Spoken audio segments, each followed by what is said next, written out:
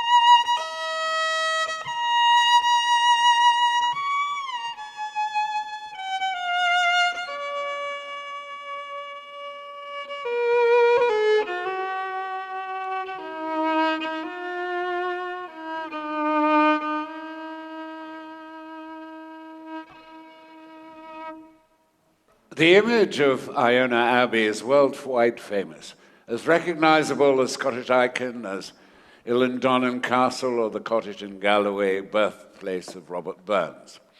Mention of poetry has synchronicity, as the third member of the trio of Iona artists is the Irish poet Francie Devine. Francie's father was from Glasgow, but true to the spirit of the time, he identifies as Irish. Here in verse is his response to the Abbey and Joe Lomo's painting. It would originally have been timber, wattle and thatch, a surround of ditch and clod vulnerable to weather, raiding Vikings, peculiarly impermanent for such a solid intention. It then became stone, a house not so easily blown down, yet one still subjected to neglect, a purposeful, dissolving decay, until the day skilled masons came to begin raising ashlar, slipform, and veneer, grey and roseate, a rising permanence, imposing and impressive, inspiring respect, a devotional paean to the world that would transmit its essential message, a spiritual light across ocean, moor, and mount, captured here in this painting against Mull's smudge blue hills. We're going to up the tempo now with a set of jigs. Joining me for this, please welcome Ali Napier on keyboard, Steve Byrne on bouzouki, Martin O'Neill on percussion, and last but not least, you've heard her singing earlier, now she's on the fiddle, Shona Donaldson. Iona is a busy island, a wee island, but a busy island, particularly in the summer. Holiday makers and tourists swell the ranks of pilgrims and worshippers. So being brought up in rural Aberdeenshire and no stranger to solitude, I've always been drawn to the island's quieter, harder to reach places where I can try to tap into something intangible, attempting to turn the moment and emotion into music.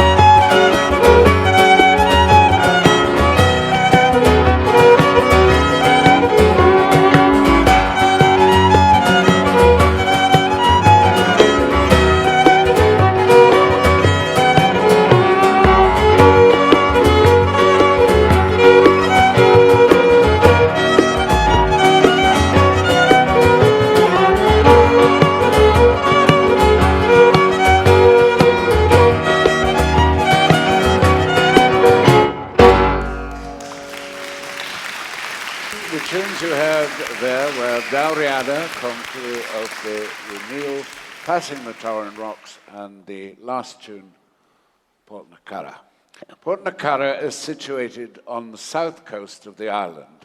There's a ringing rock there, a natural ancient instrument, a useful sounding signal before iron bells were manufactured for summoning the brothers, the monks, to meetings or devotions. They weren't always at prayer, the monks. They had busy working lives, planting and harvesting crops, grinding flour and making bread, rearing cattle and all kinds of livestock. They used a breeding colony of seals on a nearby little island for food and skins. Some monks became carpenters, wood turners, blacksmiths, shoemakers. On his visit to Portocara, Francie Devine was intrigued by the birds he witnessed there.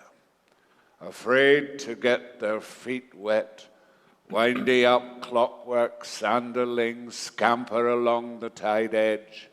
Sea larks almost wait to be trodden on before shot scurry takes them to considered safe distance, their patterning instantly obscuring their whereabouts. John, listen to this.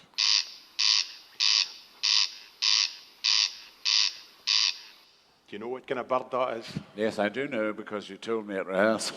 It's a corncrake. It is indeed. Corncrake is a very rare British bird, which is a strong presence on Iona. This is a wee salute to the corncrake.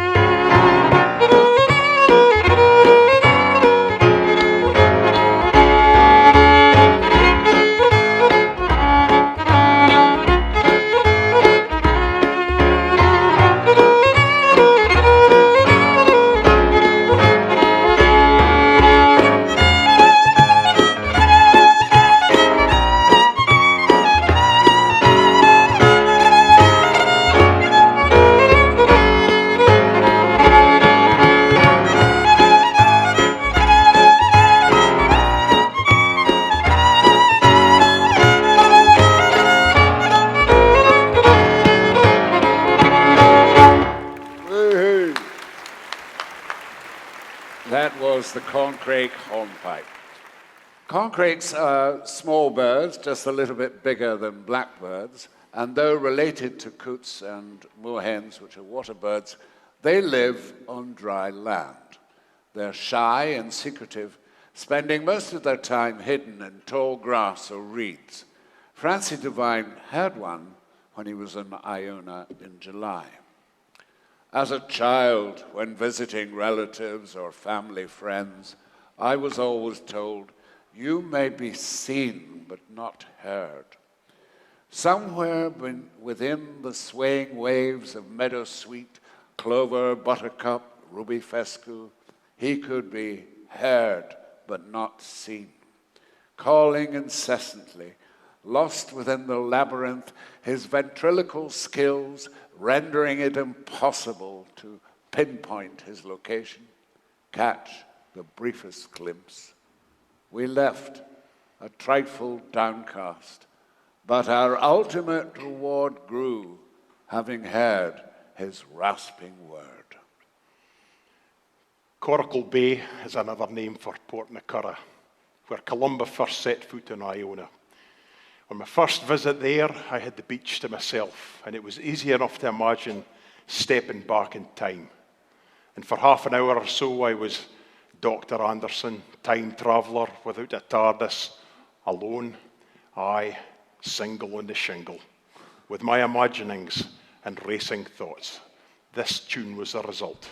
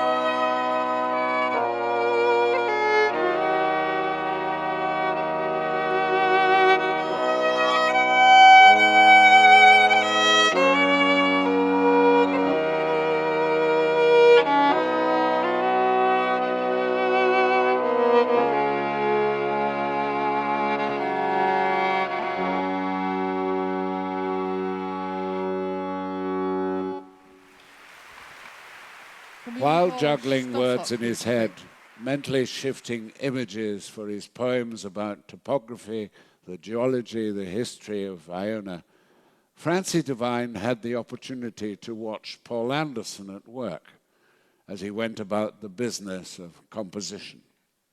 You turned full circle round the cairn high underneath, recorded the scrunch of shifting shingle as incessant turquoise rollers stumbled into Portocurra. As you tramped through the Macher, you stopped to snatch monkish intonements and curdling Nordic yells snagged on the blast. Then, having studied your audio notebooks, aerial recordings, fiddle in hand, you permitted the airs to escape. As gas occupies space, water finds its own level. A natural process, evidence of an alchemic reality, transformation of quotidian pebbles into precious musical lodestone.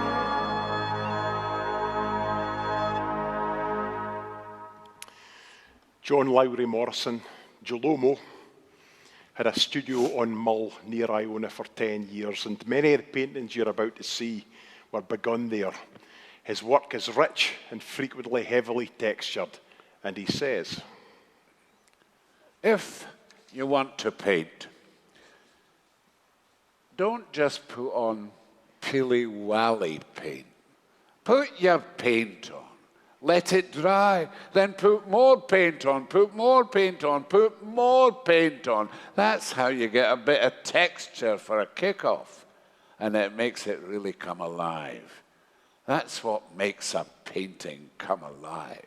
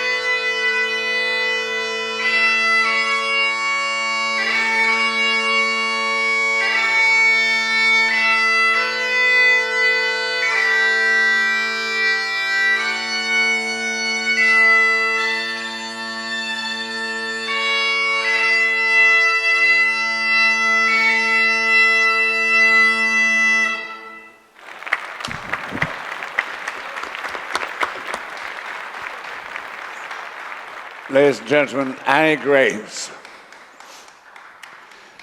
That pibroch was composed by Paul to salute the kings of Scotland who are buried on Iona in what is known as the Ridge of Kings. 48 high kings of Scotland buried there, lords of the Isles, kings of Norway and Ireland, kings of Scotland, including Macbeth. Not the murdering psychopath of Shakespeare's play, but the real Macbeth. A decent, respected, much-loved king who ruled a relatively peaceful Scotland for about 17 years. He didn't murder Duncan, he killed him in a battle. But his castle was, as Shakespeare says, at Dunsinane. Except locally it's pronounced Dunsinane. Shakespeare changed the name to fit the metre. Fair enough. Artistic license. There's a fair bit of it about. Columba himself was descended from Irish royalty, and he was in contact with leaders of communities in Ireland, Dalriada, Pickland, Saxon Britain. He visited monasteries he had founded in all these regions and in the west coast of Scotland. We know he made personal journeys to Ardnamurchan and Skye, sea journeys to Gaeldom, his bonny boat, a coracle, not speedy, but sturdy enough to carry him and his acolytes over the sea to Skye, as they proclaimed the word of the Lord to the heathens of the Inner Hebrides. The word in this case was not in Latin or English or Braid Scots, but in Gaelic, Scottish Gaelic. In the early days of Iona, Latin, English, Irish, Gaelic, Scots, Gaelic were among the everyday languages spoken on the island. Here is Shona Donaldson, who is going to help us learn, speak, and sing a wee drop of Gaelic.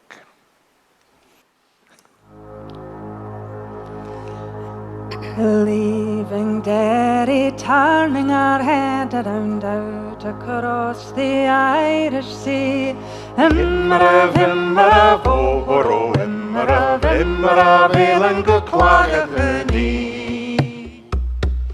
Bend your backs and pull together, set the sail, she's running free. Imra vohoro, imra velen go clagach knee.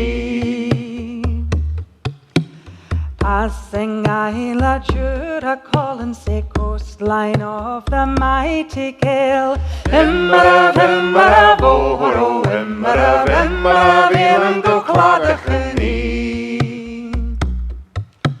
Dolphins race and guide us northwards to the hallowed Holy Isle.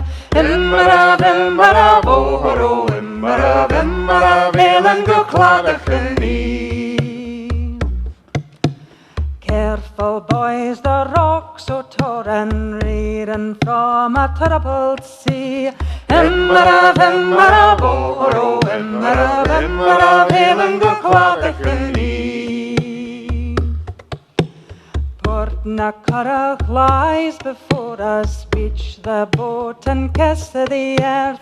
Imra vohoro, imra velen go clagach knee.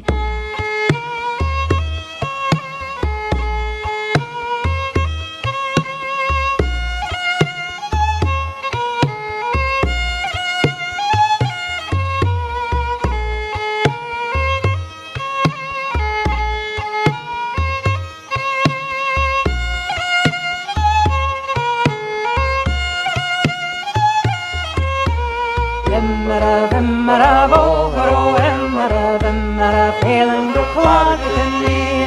Imra vohoro, imra velen go clagach knee. Imra vohoro, imra velen go clagach knee. Imra vohoro, imra velen go clagach knee.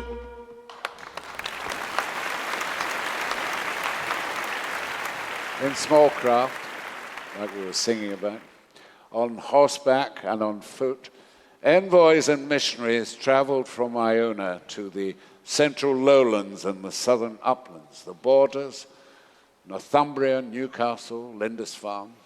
The east coast of Scotland was included too, all the way up to the Orkney Islands. Columbus Iona was at the center of a network of communication involving travel by sea and land. He was visited too by pilgrims and penitents, people in exile seeking safety and sanctuary. Although he was the abbot of Iona, he did not stand on ceremony. He took part in the working life of the island. He was particularly adept at calligraphy and illuminated texts. The year is 597 AD, a June afternoon. Two monks stroll into the oratory and find their beloved abbot dressed in white robes, slumped over a copy of the manuscript he has been illuminating. Columba, shortly to be sanctified and thereafter known throughout the world as Saint Columba, has died. He was working on the 31st Psalm, In te Domine speravi. In you, O Lord, I have taken refuge. Let me never be put to shame. Deliver me in your righteousness. Turn your ear to me, come quickly to my rescue. Make your face to shine upon your servant. Save mercy's sake. Do not let me be ashamed, O Lord, for I have called upon you. Save me for your mercy's sake. Let the wicked be ashamed. Let them be silent in the grave. Oh, how great is your goodness,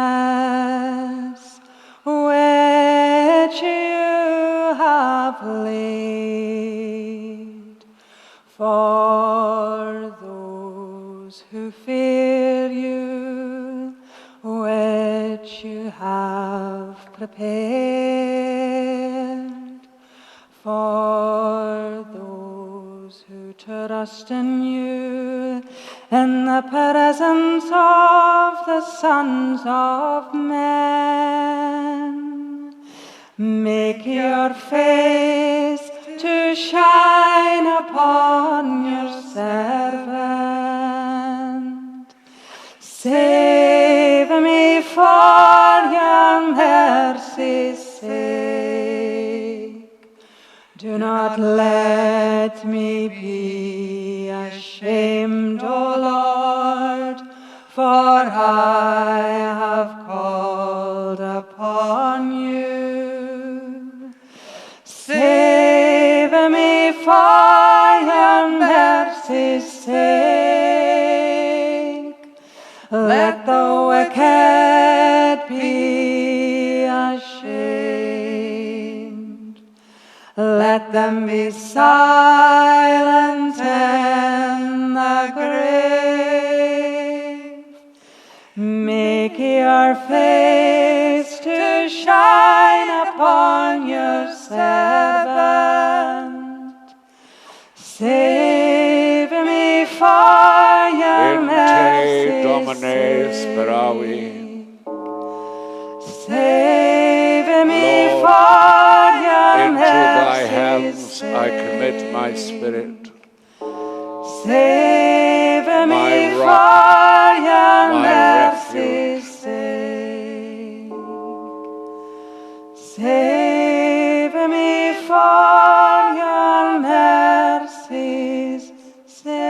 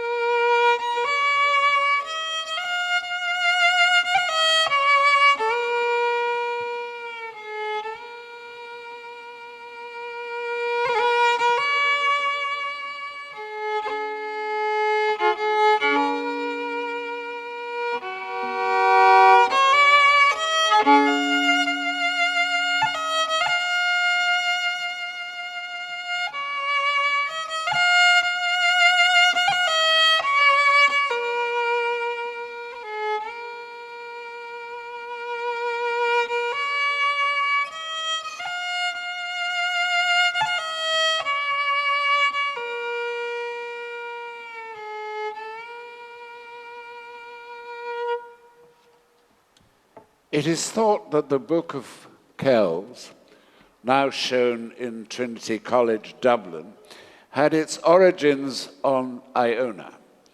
Centuries after Columba, but part of the tradition of biblical illuminations which he himself took part in.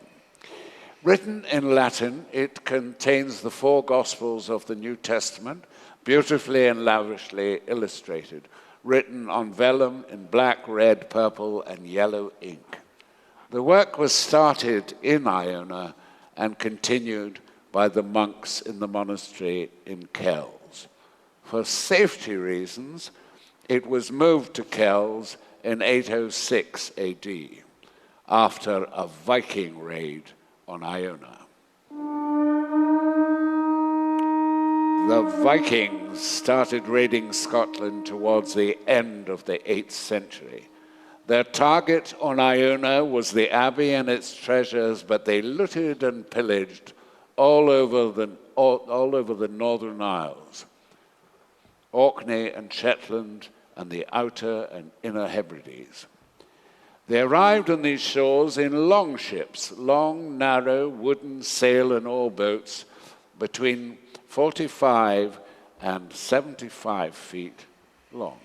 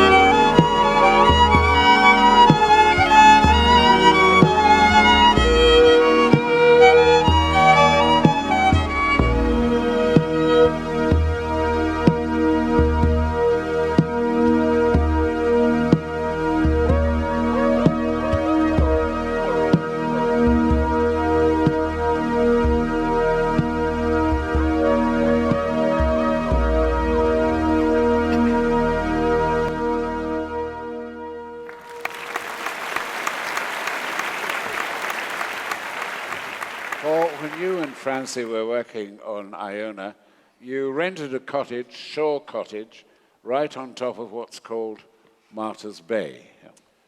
Aye, it's a beautiful wee bay, peaceful and tranquil. But it was in this spot that the Vikings first landed when they raided Iona's abbey early in the year 795. They forced the monks to carry their treasures down to the beach and onto the long ships, and then they slaughtered 68 of them. While standing in that beautiful place, it's hard to get your head around the horror that took place there. This is Martyr's Bay.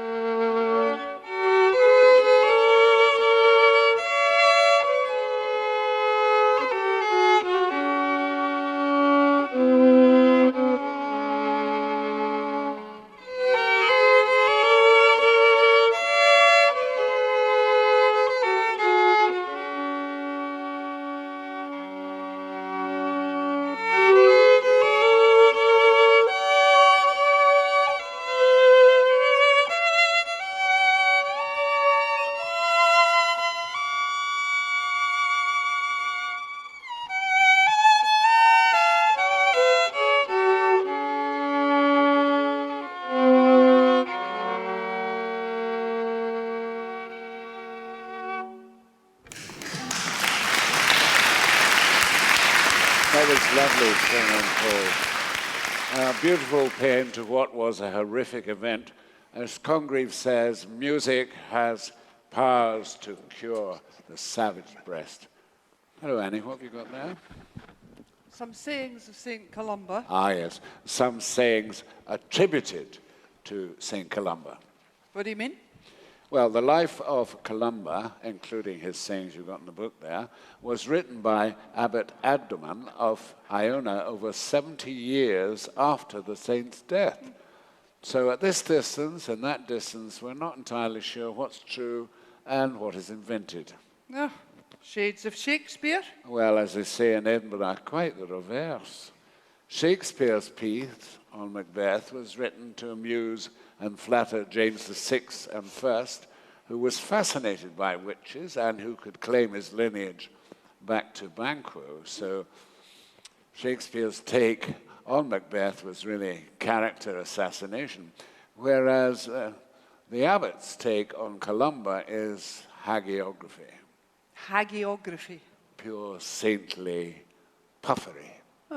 He has Columba doing miracles on a weekly basis. Okay. Tosh. Tosh indeed. Try this for size. Faran be bo be ben is faran be malachaik.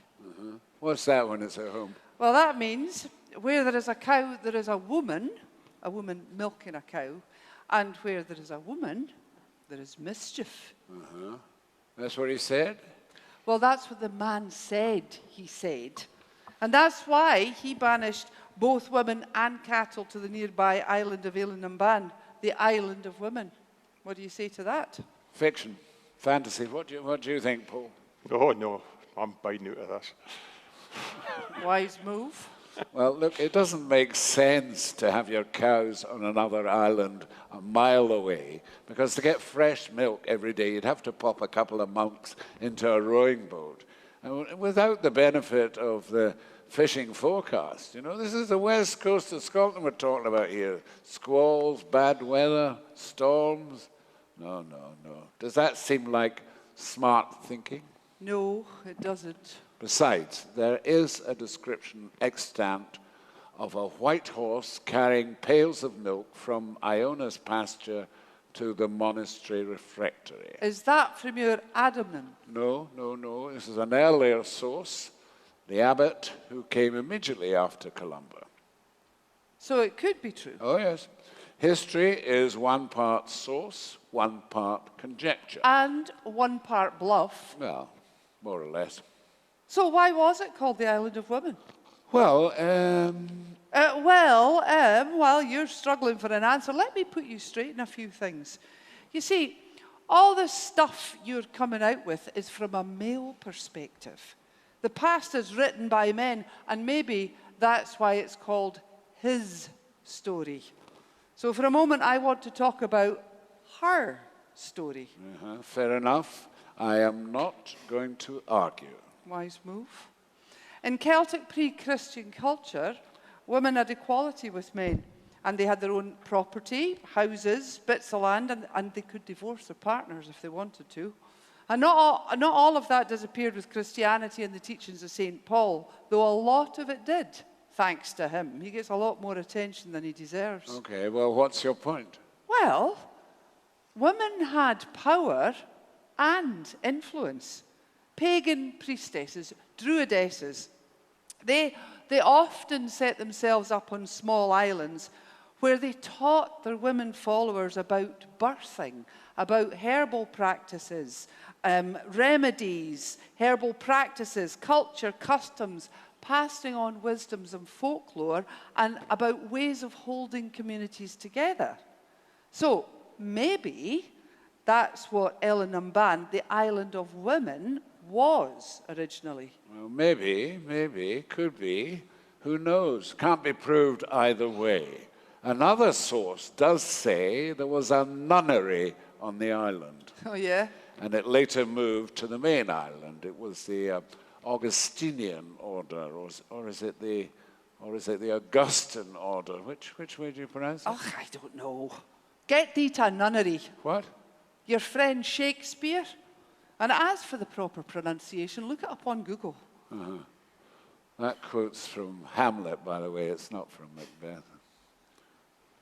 So we've been talking about the early Catholic Church this evening. But there's a jokey saying about the Free Church of Scotland, which is that they're not keen on sex because it could lead to dancing. Well, here's a tune called The Lord of the Isles. It might not lead to dancing, although you're welcome, but it may lead to sex. Hopefully it will get your feet tapping. The Lord of the Isles. 2, 3.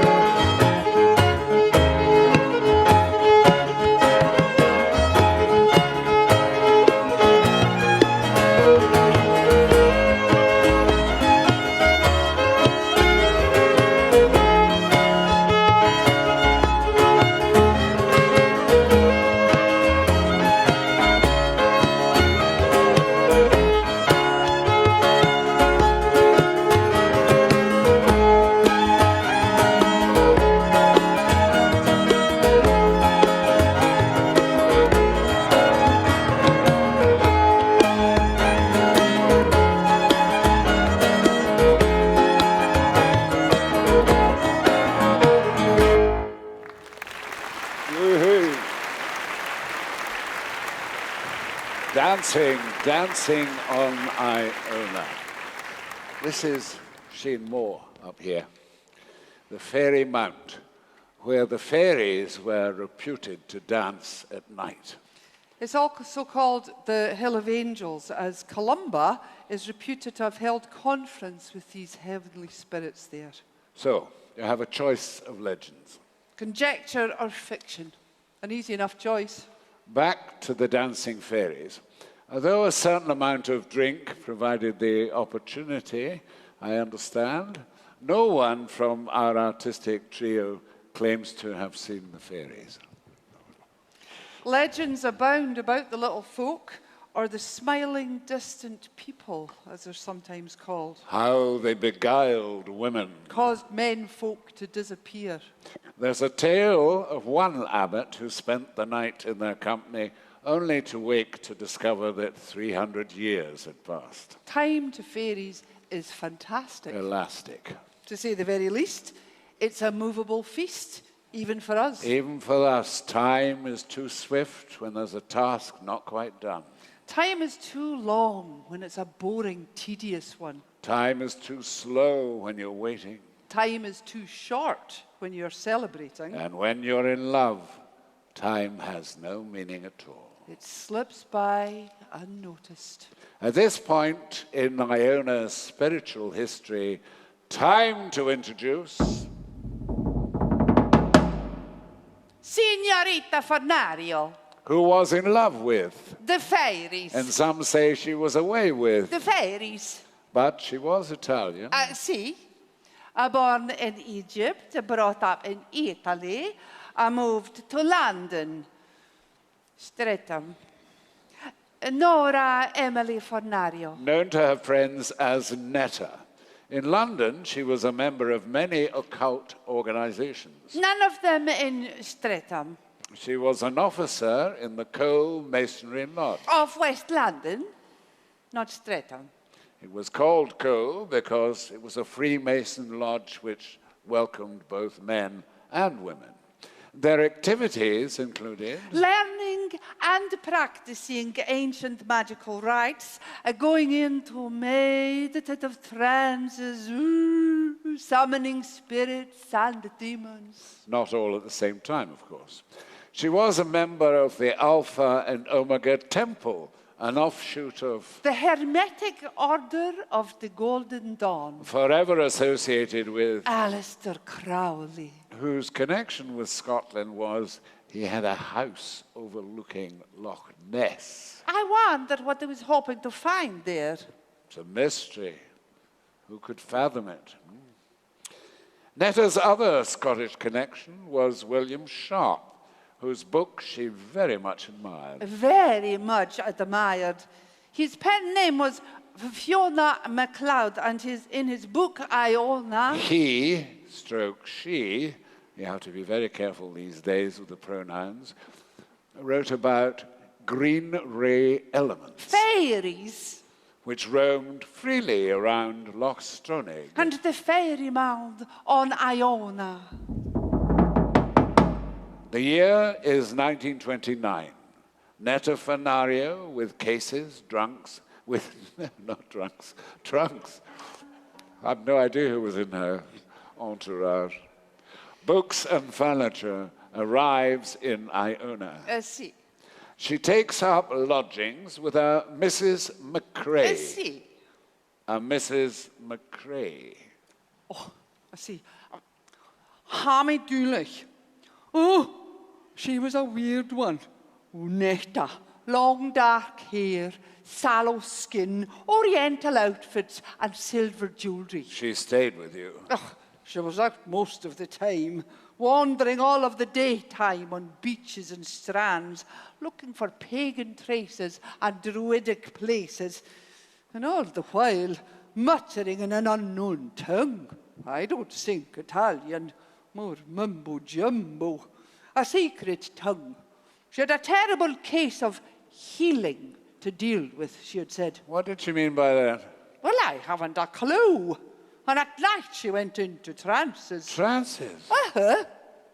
Ooh. Oh, how disturbing. Well, disturbing is the word, these trances.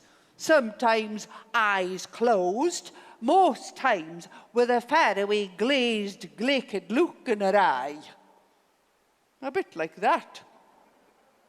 She told me she had been in a trance once which lasted a week, and she screamed at me. What did she scream at you? Oh, wait a minute. Signorita McCrae, if I go under for more than a day, dottore niente, no doctor, capisci? Mrs. McCrae did, of course, capiche. But Netta's behavior grew stranger and stranger. Day by day, week by week, she claimed she was being attacked psychically by various sources on and off the island, and she didn't know how to counter them. She dreamed, she said, of a rudderless flying boat. A rudderless flying boat. What did she mean by that? Well, I haven't a clue. As time went on, Mrs. McCrae noticed something strange about Netta's jewellery. Well, her silver necklaces and bracelets, well, I don't know how to explain it, but they all started to turn black. Netta had had enough. One weekend, she packed her bags and without listening to a word Mrs. McRae was trying to say to her, rushed off to the ferry. I'm leaving Iona.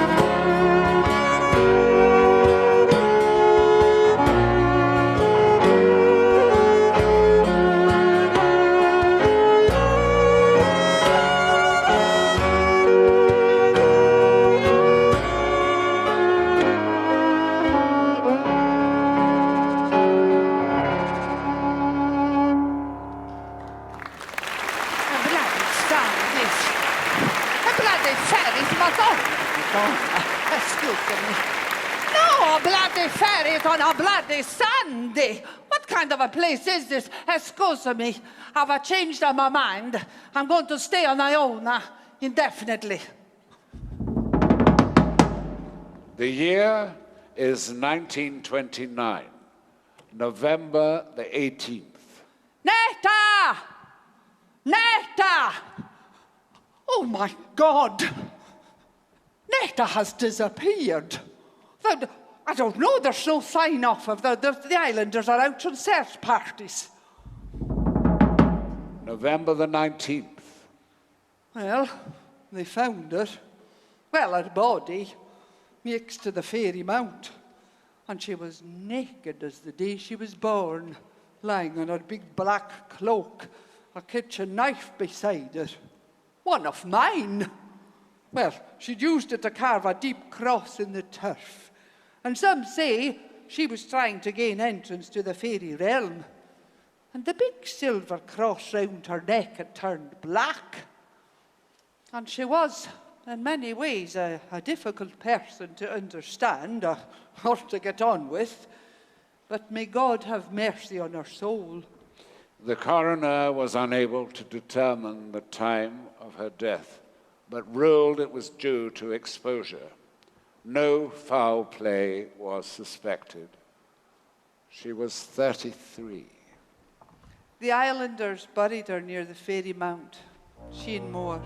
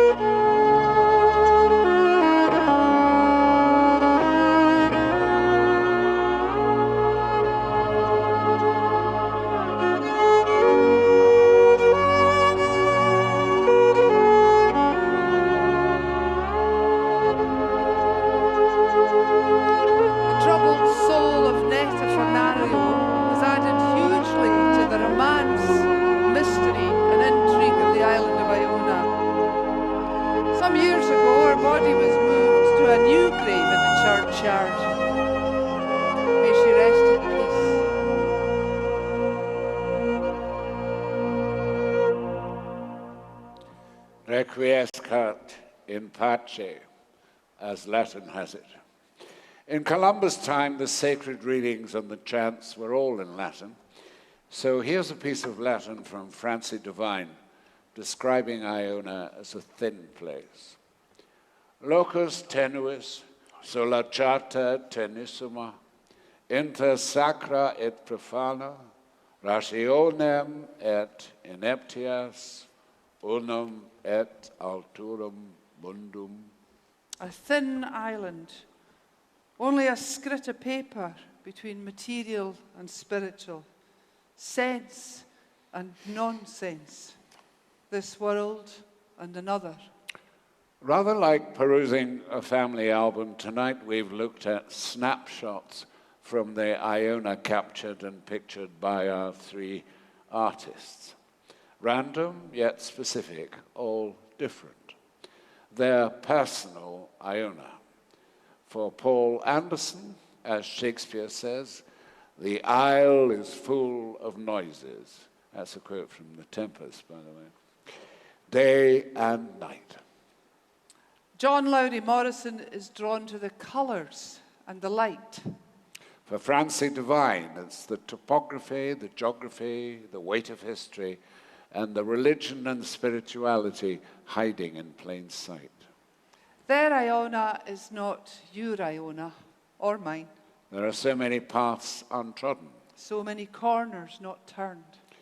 Before we leave, though, history and conscience demand the mention of two proud Scots. The very Reverend Dr. George MacLeod, who set up the Iona community, which has become internationally famous and still flourishes today. And the former Labour Party leader John Smith, whose early death, far too premature, has prevented, I'm sure, a long-lasting political legacy, and who's buried there in a simple grave beneath the island's turf. Poetry has never been a stranger to Iona. It's everywhere. The year is 1973, the height of summer. The American poet and Buddhist Allen Ginsberg arrives on Iona, where he gives an impromptu poetry recital. Another visitor, David Copper, who spent a few days in Ginsberg's company, describes the scene. Iona was at its best. Blue sky, calm seas, gleaming white beaches, the wild flowers on the macher a blaze of color, skylarks singing their hearts out, just perfect summer weather. One afternoon, sitting on the sand dunes, Ginsberg read to me a poem he was working on at the time. We rise in sunlight and move towards the stars, as well as giving a recitation of his most famous work. I saw the best minds of my generation destroyed by madness. All this just to me, a few bemused sheep and the seagulls. Let's let our own poet, Francie Devine, sum up Iona for us. Today, Iona is remote, an island of a bigger island, insignificant but for Columbus' footprint. It was not always so. And when the saints sat in studied contemplation, spiritual heat radiated centrifugally, illuminating Europe's dreadful dark, his kindled flame pointing protective, promising way.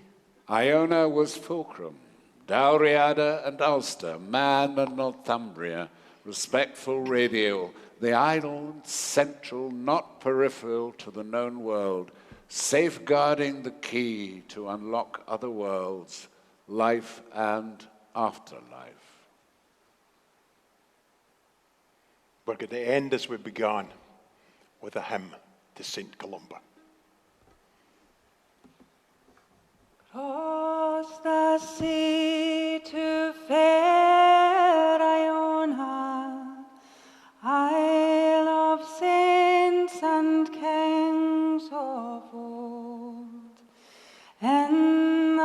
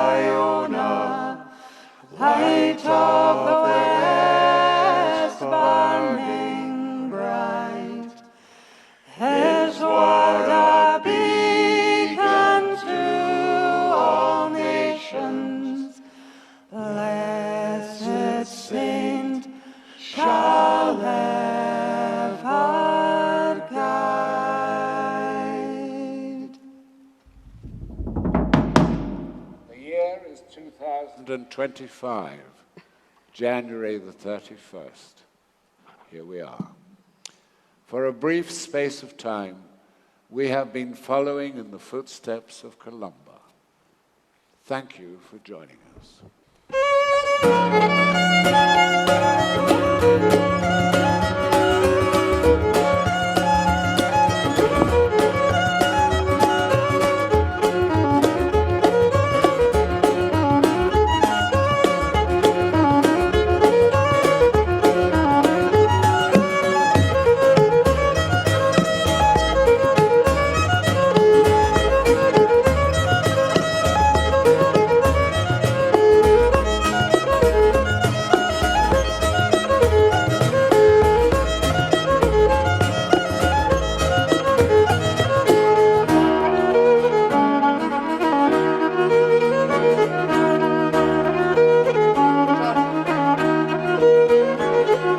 Finally, too high an acid level in your skin can create a reaction with bronze and silver jewelry. It can cause tarnishing and discoloration. It's thought that Netta Farnorio could have been suffering from metallic acidosis, which can cause accelerated heart rate, panic, confusion, increased chance of death. Another possibility is She was spirited away.